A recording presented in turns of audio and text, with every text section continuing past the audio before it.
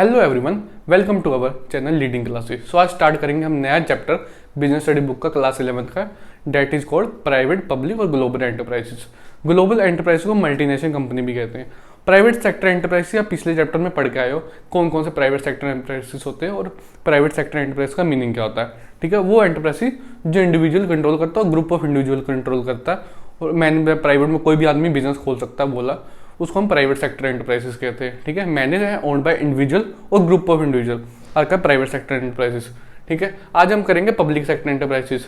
अब public sector enterprise वो होती है जो गवर्नमेंट द्वारा कंट्रोल किया जाता है, जो बिजनेस गवर्नमेंट द्वारा चलाया जाता है। ठीक है, क्या पढ़ लेते हैं, क्या डेफिनेशन पब्लिक सेक्टर एंटरप्राइज का क्या डेफिनेशन है। Enterprises which are managed and owned by the government, वो एंटरप्राइजेस जो मैनेज और ओन की जाती है किसके द्वारा, गवर्नमेंट के द्वारा। मैनेज मतलब कंट्रोल, ओन मतलब ओनरशिप, किसके द्वारा की जाती है, गवर्नमेंट के द्वारा। दिस ऑर्गेनाइजेशन में आइडर बी पार्शली और फुली ओन्ड बाय सेंट्रल और स्टेट गवर्नमेंट। ये ऑर्गेनाइजेशन में भी पार्शली मतलब आधी या पूरी किसके कंट्रोल कर सकता है, गवर्नमेंट कंट्रोल कर सकता है। मतलब कि वो जो बिजनेस चला रहा है वो पूरा कंट्रोल और ओनरशिप कौन कर सकता है, मे बी आइदर उस गवर्नमेंट का कंट्रोल उस पर बिजनेस पे आधा हो या 50% शेयर का मालिक हो, या गवर्नमेंट पूरा चला रहा हो उस बिजनेस को। ठीक है, मे बी वो कौन सी गवर्नमेंट हो सकती है, सेंट्रल और स्टेट गवर्नमेंट। सीधा कहने का मतलब कि वो एंटरप्राइजेस जो कि गवर्नमेंट के द्वारा ओन और मैनेज की जाती है उसको हम पब्लिक सेक्टर एंटरप्राइजेस कहते हैं। और public sector enterprises may be owned by the government, may be fully और पार्शली, मतलब आधी भी गवर्नमेंट उसको कंट्रोल कर सकती है और फुली भी कंट्रोल कर सकती है गवर्नमेंट। और कौन कौन सी गवर्नमेंट, सेंट्रल गवर्नमेंट आपकी और स्टेट गवर्नमेंट। ठीक है, बाकी हम पढ़ेंगे forms of public sector enterprises, और हम पिछले चैप्टर में करके आए हैं forms of private sector enterprises. आपकी हम रिपीट कर लेते हैं कौन कौन सी थी प्राइवेट सेक्टर एंटरप्राइजेस की फॉर्म्स।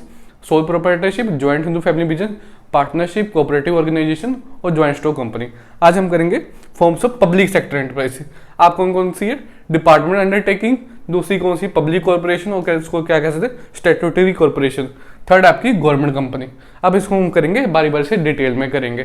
ठीक है, ये हो गया आपको पब्लिक सेक्टर एंटरप्राइज कौन करता है, गवर्नमेंट कंट्रोल करता है। और प्राइवेट सेक्टर एंटरप्राइज कौन कंट्रोल करता है, इंडिविजुअल कंट्रोल कर सकता है और ग्रुप ऑफ इंडिविजुअल कंट्रोल कर सकता है। अब हम स्टार्ट करते हैं इनको डिटेल में topic. Department undertaking. Departmental undertaking का मतलब क्या है कि वो डिपार्टमेंट जो गवर्नमेंट के अंडरटेक हो, मतलब गवर्नमेंट के द्वारा चलाया जाता हो। सीधा नाम से ही है, डिपार्टमेंटल से नाम से डिपार्टमेंट, अंडरटेकिंग मतलब गवर्नमेंट अंडरटेकर, मतलब उसको जो चला रहा है। ठीक है, नाम से ही दोनों वर्ड क्लियर है आपके कि डिपार्टमेंट अंडरटेकिंग मतलब कि वो डिपार्टमेंट किसके द्वारा अंडरटेक किया जा रहा है। ठीक है, हम कर रहे हैं पब्लिक सेक्टर एंटरप्राइजेस, तो पब्लिक सेक्टर एंटरप्राइजेस में हमको पता है कौन अंडरटेक कर रहा है, गवर्नमेंट अंडरटेक कर रही है, तो सिंपल। बाकी मैं आपको ये भी बता दूं कि आने वाले चैप्टर सारे सिंपल है। सिंपल से आपको वीडियो देख के लेक्चर पढ़ के आप बुक्स पढ़ सकते हैं या हमारे नोट्स पढ़ सकते हैं। टेलीग्राम का लिंक दिया है डिस्क्रिप्शन बॉक्स में, वहाँ जाकर डाउनलोड कर सकते हैं। बाकी चैप्टर में घबराना नहीं है। डिपार्टमेंट अंडरटेकिंग में लोगों को बहुत कन्फ्यूजन आती है कि लोगों को मुश्किल लगता है टॉपिक, बट ऐसा कुछ नहीं है, बहुत ईजी टॉपिक है। सारे चैप्टर ईजी हैं, बस ध्यान से सुनना है, ध्यान से पढ़ना है। ठीक है, मैं बता दूं क्या डिपार्टमेंट अंडरटेकिंग, वो डिपार्टमेंटल नाम से डिपार्टमेंट आ रहा है, और अंडरटेकिंग मतलब कि किसके द्वारा अंडरटेक किया जा रहा है, गवर्नमेंट के द्वारा अंडरटेक किया जा रहा है। क्यों? क्योंकि हम पब्लिक सेक्टर एंटरप्राइजेस पढ़ रहे हैं। बस आपको याद होना चाहिए प्राइवेट सेक्टर एंटरप्राइज कौन कौन से है, पब्लिक सेक्टर एंटरप्राइजेस कौन कौन से। बाकी आप अपने आप लिख लोगे कि अगर आपको समझ आ गया ना, एक का भी मीनिंग समझ आ गया और डेफिनेशन ही समझ आ गई किसी एक की अच्छे से, आप सारी चीज़ें बना सकते हो अपने आप। तो बाकी क्या डिपार्टमेंट अंडरटेकिंग में क्या आ गया, this is the oldest form of public sector enterprise. ये कौन सी फॉर्म है, सबसे पुरानी फॉर्म ऑफ एंटरप्राइजेस है ये। ठीक है, पहले पुराने ज़माने में ये सिर्फ यही फॉर्म सबसे पहले जो बनी होगी, डिपार्टमेंट्स जो बिजनेस किया गया गवर्नमेंट के द्वारा, सबसे पुराना बिजनेस और ओल्डेस्ट फॉर्म यही है, डिपार्टमेंटल अंडरटेकिंग। आगे क्या है, department undertaking is consider one of the department of governments, कि इसमें से जो डिपार्टमेंट अंडरटेकिंग होते हैं, गवर्नमेंट के काफ़ी सारे डिपार्टमेंट्स हैं। ठीक है, हर चीज़ में गवर्नमेंट घुसा हुआ है, हर चीज़ के गवर्नमेंट के डिपार्टमेंट, जो डिपार्टमेंट अंडरटेकिंग है वन ऑफ द डिपार्टमेंट है वो। ठीक है, गवर्नमेंट के तहत नीचे के डिपार्टमेंट, गवर्नमेंट के तो काफ़ी सारे डिपार्टमेंट बने हैं, काफ़ी बिजनेस में चलाना, देश को चलाना, इकोनॉमी को चलाना, अलग अलग डिपार्टमेंट है। जो डिपार्टमेंट अंडरटेकिंग है वो गवर्नमेंट का वन ऑफ द डिपार्टमेंट है। ठीक है, आगे क्या, it has no separate existence other than government. जो डिपार्टमेंट अंडरटेकिंग है उसकी कोई सेपरेट एग्जिस्टेंस नहीं है, गवर्नमेंट के नाम से ही जाना जाएगा, ना कि अपने नाम से जाएगा। जैसे हमने ज्वाइंट स्टॉक कंपनी में पढ़ा था ना कि जो बिजनेस होता है वो अपनी कंपनी के नाम से जाना जाता है, बट इसमें क्या, जो डिपार्टमेंट अंडरटेकिंग है वो अपने नाम से जाना जाएगा, और गवर्नमेंट के नाम से जाना जाएगा, अपने नाम से नहीं जाए। नो सेपरेट लीगल एग्जिस्टेंस, उसकी कोई सेपरेट एग्जिस्टेंस नहीं है। ठीक है। It function under the overall control of the one of the ministry और डिपार्टमेंट ऑफ गवर्नमेंट, ठीक है। ये जिसका जो फंक्शन होता है कौन कंट्रोल करता है, मिनिस्ट्री कंट्रोल करती है या वन ऑफ द डिपार्टमेंट करता है गवर्नमेंट का कंट्रोल, ठीक है। कि कोई भी फंक्शन आपको, फॉर एग्जांपल हम यहाँ पर एग्जांपल दी हुई है, railway, defence, post, broadcasting, telephone etcetera. अब रेलवे सुना होगा, रेलवे का अलग मिनिस्ट्री बनी हुई है, रेलवे मिनिस्ट्री अलग है, डिफेंस मिनिस्ट्री अलग है, ठीक है।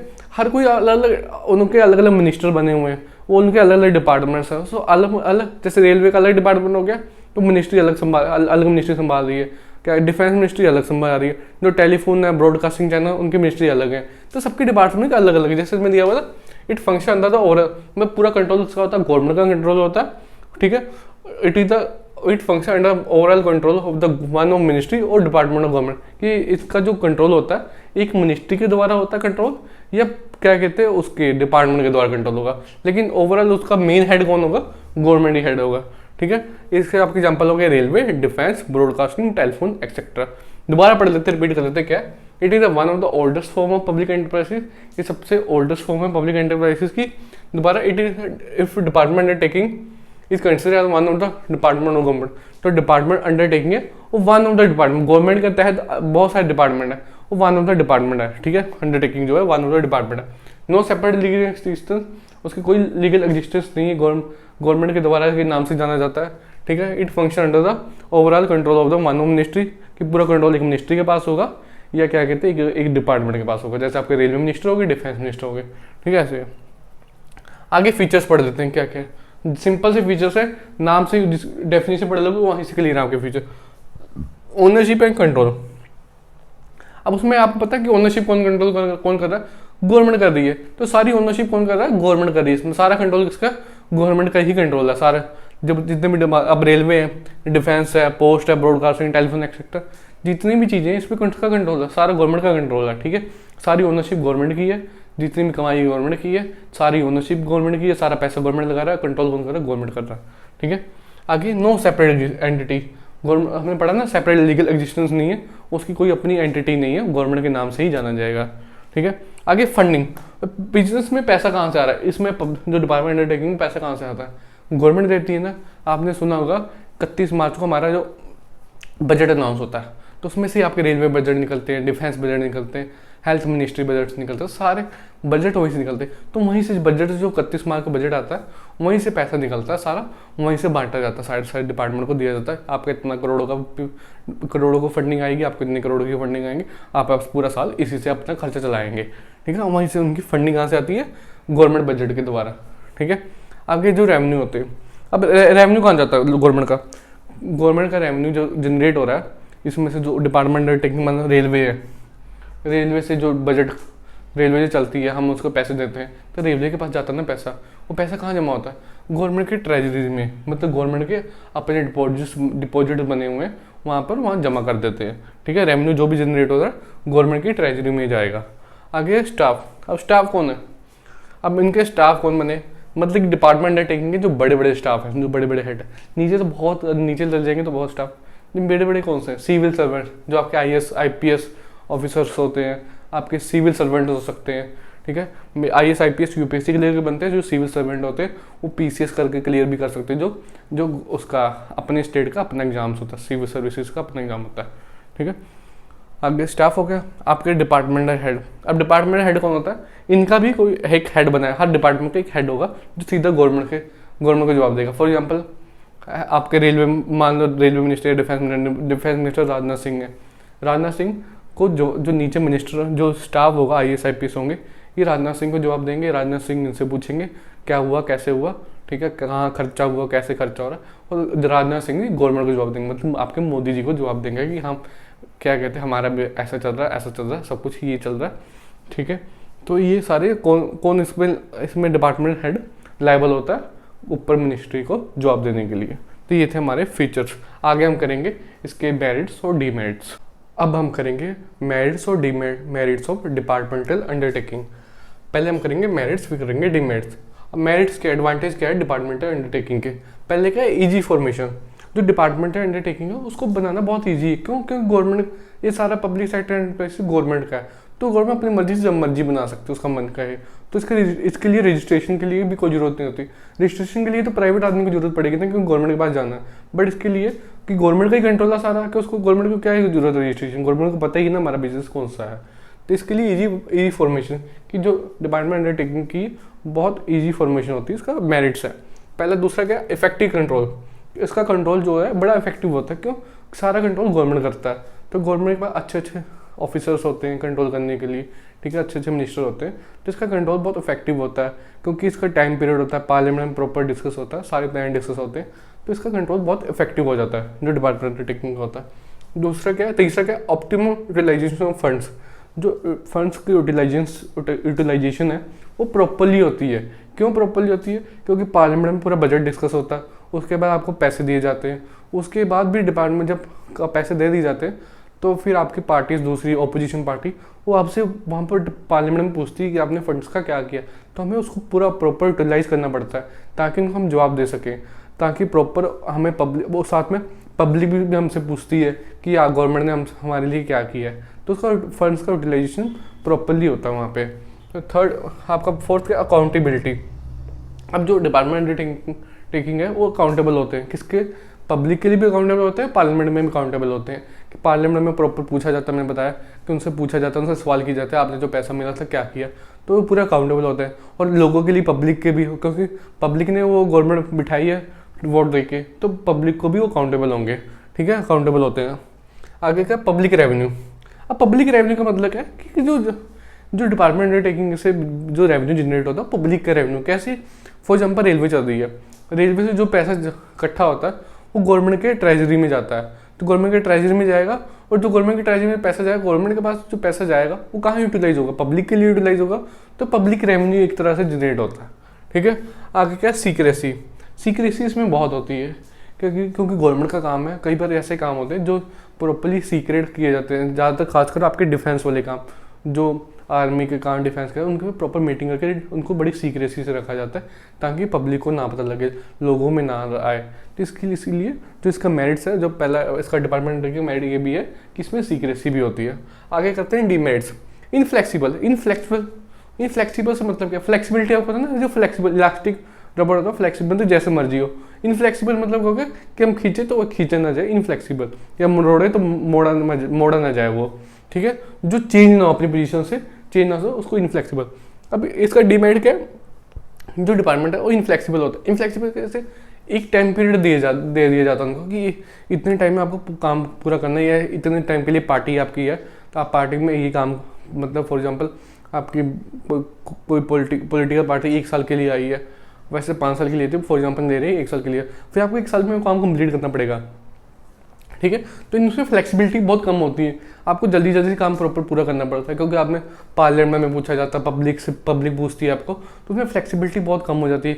उसमें कंट्रोल भी बहुत लोगों का होता है, ऊपर से ऑफिशियल इंटरफेरेंस बहुत होती है, आपके ऑपोजिशन पार्टी बहुत इंटरफेरेंस करती है, तो आपको बड़ा वो इनफ्लेक्सिबल हो जाता है कि उसको हम जैसे मर्जी फ्लेक्सिबल नहीं कर सकते, काम जैसे मर्जी नहीं चला सकते, प्रॉपर जैसे बना उस वैसे ही चलाना पड़ता है। आगे का लैक ऑफ मोटिवेशन। अब लैक ऑफ मोटिवेशन से क्या मतलब है कि लैक ऑफ मोटिवेशन कैसे? आप किसी मान लो डिपार्टमेंट के लिए काम कर रहे हो, जो पैसा रेवेन्यू जनरेट हो रहा है वो कहाँ जा रहा है? गवर्नमेंट के पास जा रहा है, ट्रेजरी में जा रहा है, आपको तो कुछ नहीं मिल रहा। ये आपको वो मिलती है जैसे कि हम जैसे हिस्सा, थोड़ा प्रॉफिट जो गवर्नमेंट का ज़्यादा हिस्सा हो, इंसेंटिव नहीं मिलता आपको, उसमें कोई इंसेंटिव नहीं होता, जितना भी काम करो वो गवर्नमेंट के पास ही जाएगा, आपको कोई इंसेंटिव नहीं मिलेगा। दूसरी बात, आपको जैसे आपकी वो होनी है, आपकी प्रमोशन होनी है, प्रमोशन डिपार्टमेंट अंडरटेकिंग में सीनियरिटी वाइज होती है, ना कि आपके काम से होती है कि आपने बहुत काम अच्छा किया है तो आपकी प्रमोशन हो जाए। नो, क्यों? क्योंकि उसमें ज़्यादातर सीनियरिटी वाइज ही होती है, क्योंकि गवर्नमेंट की जो चीज़ें होती हैं वो सीनियरिटी वाइज ही आपकी प्रमोशन लेते हैं। Lack of financial autonomy. अब लैक ऑफ फाइनेंशियल ऑटोनॉमी और लैक ऑफ मोटिवेशन आपस में रिलेटेड है। फाइनेंशियल ऑटोनॉमी कैसे हो गया कि मैं डिपार्टमेंट को चला रहा है, वहाँ उस डिपार्टमेंट से रेवेन्यू जनरेट हो रहा है, बट वो अपनी उस पर पैसे पे हक नहीं जमा सकता। जो डिपार्टमेंट का हेड है वो उस पैसे पे हक नहीं जमा सकती, या जो डिपार्टमेंट के लिए काम कर रहे हैं उस पैसे पे हक नहीं जमा सकते, क्योंकि सीधा गवर्नमेंट को चला जाएगा।